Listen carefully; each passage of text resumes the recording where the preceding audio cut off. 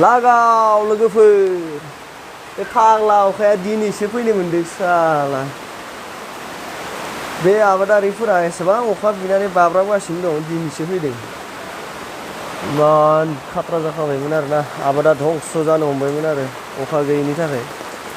दा दिनै अखा हानायजों एसे मोजां जाहैसिगोन हा गावनायफोराव दै हाबनानै आबादा एसे मोजां जागोन स' गोबां रिकुवेस्टनि उनाव दिनैसो अखाया इमान डिमान्ड जाथारदोंमोन बा अखानि जायखिजाया गोसोआ गोजोननाय मोनबाय अखा हानायनि थाखाय So hello guys, welcome back to my YouTube channel फाग्ला दामेट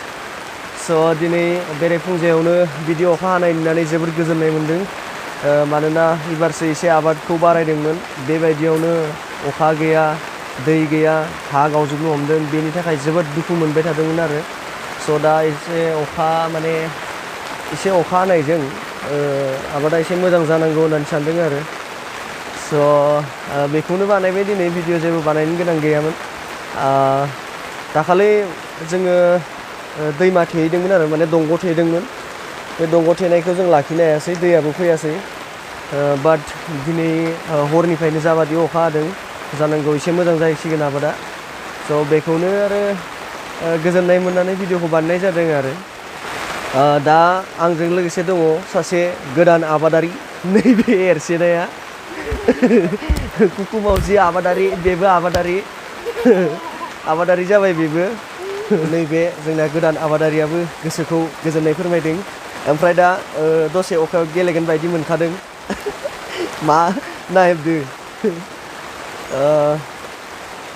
जायखिजाया लोगोफोर जोबोद गोजोननाय मोनबाय अखा हानायनि थाखाय आरो नोंथांमोनाबो जानो हागौ सोरबा आबाद मावदोंब्ला एबारो अखा हानायखाय एसे मोजां मोनो जानांगौ बेनो दिनैथ' जेबो मोजां टपिक गैया दा ओमफ्राय आं नैबे भिडिअ बानायनाय जायगाया आंनि धाबा होननानै बुङो न'जों सरजाबनानै दोनदों बे धाबाया एसे कमप्लिट मोजां जाजोबाखै जेब्ला माने बिबारजों माबाजों गार्डेन टाइपनि ओरै मोजां जागोन अब्लाना बे धाबानि टुर खालामगोन आं लोगोफोर नोंथांमोननो देखायगोन आरो बेखौ स' दिनै बेखिनियावनो फोजोबथ'नोसै भिडिअखौ